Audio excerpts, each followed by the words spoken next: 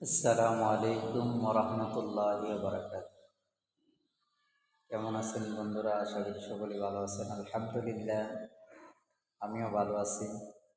যখন নামাজের পরে খাওয়া দাওয়া করে তো অবসর সময় ভাবলাম আপনাদের সামনে কিছু কথা শেয়ার করি। আমরা যারা মুতাব্বির আছি, যারা কবিরাজি করি, যারা কোরআন হাদিস থেকে চিকিৎসা করে, তারা মূলত আমলের মধ্যে থাকতে হয়, সাধনার মধ্যে থাকতে হয়। রুহানি শক্তি প্রতিদিনই আমলের মাধ্যমে বৃদ্ধি করতে হয়। আর যারা তান্ত্রিক, যারা কবিরাজি আছে পণ্ড, তারা গুনার কাজ করতে হয়। গুনার কাজ করলে তারা শয়তানি কাজ আরও ভালো করে করতে পারে, মানুষের ক্ষতিগুলো করতে পারে। আমরা যারা সাধনা করি, আমরা যারা জিন সাধনা করি, আমরা যারা কোরআন হাদিস থেকে আমলের মাধ্যমে নুরি আমলগুলো করি, আমাদের কিছু শর্ত নিয়ম কারণ থাকে।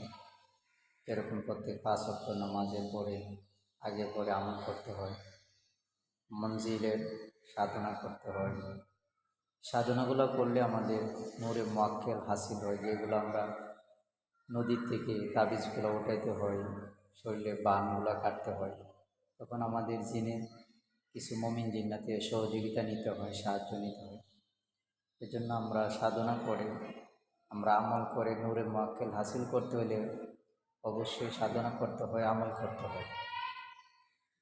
আমলগুলোর কিছু নিয়ম থাকে, যে এক জায়গার মধ্যে করতে হয়, নিরিবিলি স্থানে করতে হয়, পাক পবিত্র থাকা অবস্থায় আতর ব্যবহার করতে হয়, সুরমা ব্যবহার করতে হয়, পবিত্র কাপড় ব্যবহার করতে হয়, প্রতিদিন গোসল করতে হয়।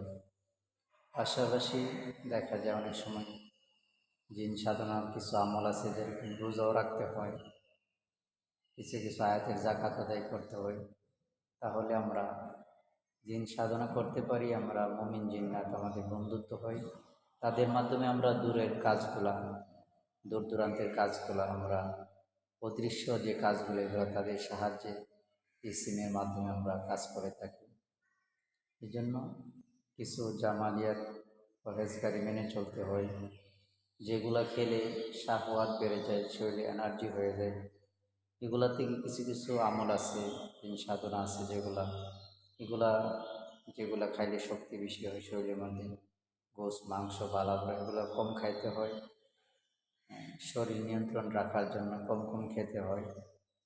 এগুলোর মাধ্যমে, সাধনার মাধ্যমে দেখা যায় আমলের মাধ্যমে নূরে মুআক্কেলগুলো বন্ধুত্ব হয়। দেখা যায় কিছু আমলে তাহাজ্জুদ নামাজ পড়তে হয় রেগুলার। আর যারা তান্ত্রিক আছে, তারা গুনার কাজ করলে, যারা কুফরি করে, তারা